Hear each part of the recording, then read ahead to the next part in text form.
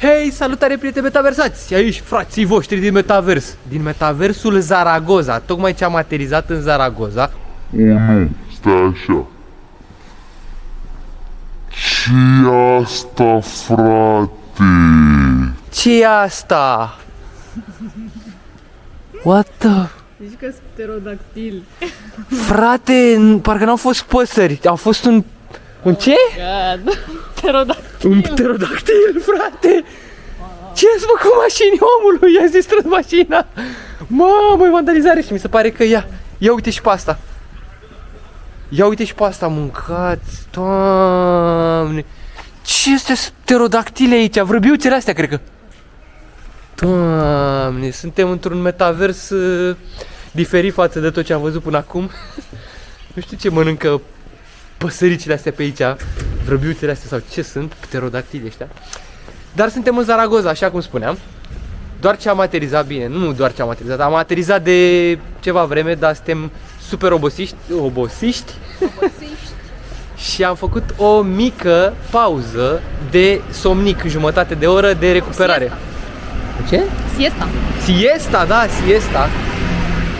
Și acum am ieșit în căutarea unor atracții turistice frumoase, să le filmăm, să le vedem, să citim despre ele, să aflăm mai multe. Ia uite ce frumos e și bloculețul ăsta aici. Stăm într-un cartier chiar în centru. Cartierul, cum se cheamă? Nu știu, e... Da. Chiar, da. Peste drum de centru vechi și peste râu și prin pădure. Peste râu și prin pădure mergem la bunica centru. să ne vadă. Ok. Și mai revenim, ia uite că deja am ieșit la râu aici. Râul Ebru. Râul Ebru. Iar pe partea aceea a râului Ebru este această catedrală maestoasă despre care o să vorbim imediat. Revenim cu detalii. Ia uite ce amenajare superbă, ce piste superbe de bicicletă și foarte lejer traficul. Bine, astăzi este sâmbătă. Este chiar frumos. Ia uite ce amenajare peisagistică superbă aici. Uite, avem și mai multe detalii. Hai că revenim. E Ponte de Piedra. Ponte de Piedra, că e podul de piatră, s-a dărâmat. A venit apa, dar nu l-a luat.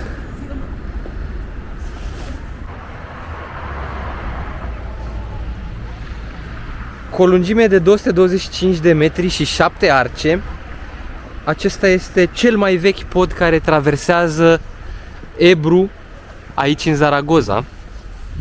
Originele sale datează însă din vremuri mult mai îndepărtate, chiar de undeva din secolul I. Se spune că înainte a existat un pod de lemn chiar și din piatră, din perioada romanică de fapt.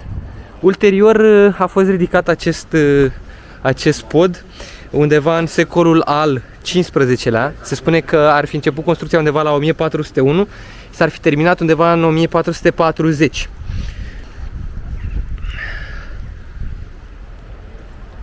Uite ce priveliște frumoasă. Ia să vedem. De aici se vede.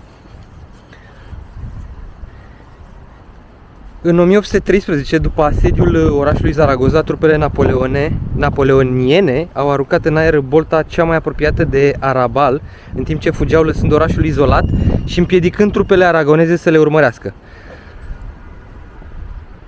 Deci, practic, au aruncat în aer podul ca să poată să se retragă formațiile trupele lui Napoleon. Și pentru a comemora bicentenarul eliberării orașului a fost construit un pairon, un monument de inspirație mudehar realizat din cărămidă, metal și ceramică. Nu știu dacă e ăsta. Ăsta e? Ăsta? Nu e ăsta? Că nu are niciun stil mudehar, dar oricum se restaurado este puente siendo alcalde de ciudad. E metalic. Nu, ăsta e, 1991. Eu cred că ăsta este. A? Nu? Râul Ebru. Învolburate apele în zilele de azi. Au fost și precipitații destul de puternice în Spania în ultimele zile, în ultima lună. Și... Îți place? Mamă, e frumos rău. Frumos rău, nu? Da. Într-adevăr e. Hai să vedem și despre catedrală, ne apropiem de ea și mai povestim de acolo. Bazilica Maicii Domnului din Pilar este cel mai emblematic obiectiv al orașului. Această bijuterie a arhitecturii baroce datează din secolul 17 și 18 și este clasificată ca monument național. Amplasată pe malul râului Ebro, bazilica este foarte impresionantă din partea asta a râului. Ce o face cu adevărat impresionantă și interesantă este o legendă din spatele ei. Spune că încă din Evul Mediu pelerinii au călătorit aici pentru a onora o imagine, o pictură a Fecioarei Maria și Sagrada Columna, coloana sacră, un stâlp din piatră de jasp care este asociat cu o apariție a Sfintei Mării. Legenda spune că Sfântul Iacov, apostolul Iacov, a venit aici și a avut o viziune cu Sfânta Maria, care i-ar fi ordonat să construiască pe locul ăla o biserică, ceea ce a și făcut, iar ulterior s-a dezvoltat, bineînțeles, respectiva capelă și a devenit această catedrală imensă.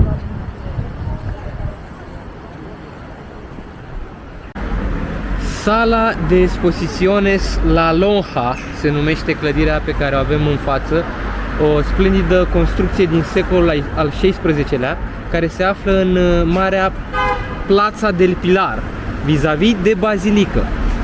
La Lonja este piața istorică a orașului Zaragoza, unde negustorii își desfășurau activitatea comercială și alte tranzacții. Proiectată de Juan de Sarinena, clădirea este cel mai bun exemplu de arhitectură aragoneză renascentistă din oraș. Clădirea, construită din cărămidă, are un plan dreptunghiular și o fațadă decorativă cu rânduri de ferestre arcuite, uniforme și reprezentări ale regilor din Aragon în medalioane, care se pot observa destul de bine de aici. Și uite câți regi sunt. Dar destul de slabă reprezentarea chipurilor lor. Nu? Sunt foarte frumoase, sincer, se potrivesc foarte bine. Interiorul prezintă o serie de coloane de piatră care au fost sculptate din rămășițele fostelor ziduri romane ale orașului, create de Juan de Segura. Coloanele se transformă în arcuri definite, părând să se transforme în palmieri.